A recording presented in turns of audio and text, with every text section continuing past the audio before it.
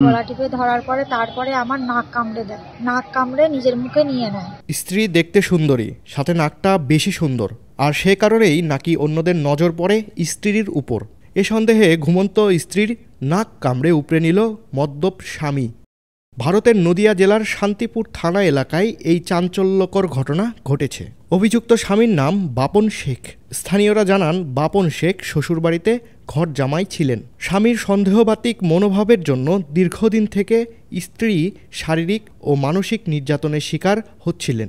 ঘটনার দিন ঘুমে আচ্ছন্ন স্ত্রীকে বাপন শেখ শ্বাসরোধের চেষ্টা করে। পরে স্ত্রীর নাক কামড়ে তা উপড়ে নিয়ে মুখে চিবোতে থাকে। ঘুমাচ্ছিলাম, তখন আমার স্বামী আমাকে গলা টিপে ধরে, তারপরে আমার নাক কামড়ে দেয়, নাক কামড়ে নিজের মুখে নিয়ে নেয়, নাকের এই ডগাটা। এখানেই থামেনি নৃশংসতা। এরপর স্ত্রীর বাঁ হাতের মধ্যম আঙ্গুলও কামড়ে অর্ধেক ছিঁড়ে নেয় অভিযুক্ত।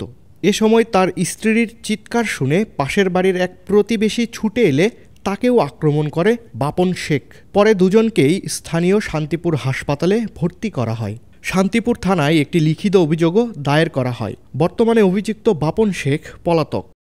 পুলিশ জানিয়েছে তারা তদন্ত শুরু করেছে এবং আসামির খোঁজে তৎপরতা শুরু করেছে। আন্তর্জাতিক ডেস্ক, দৈনিক করতোয়া।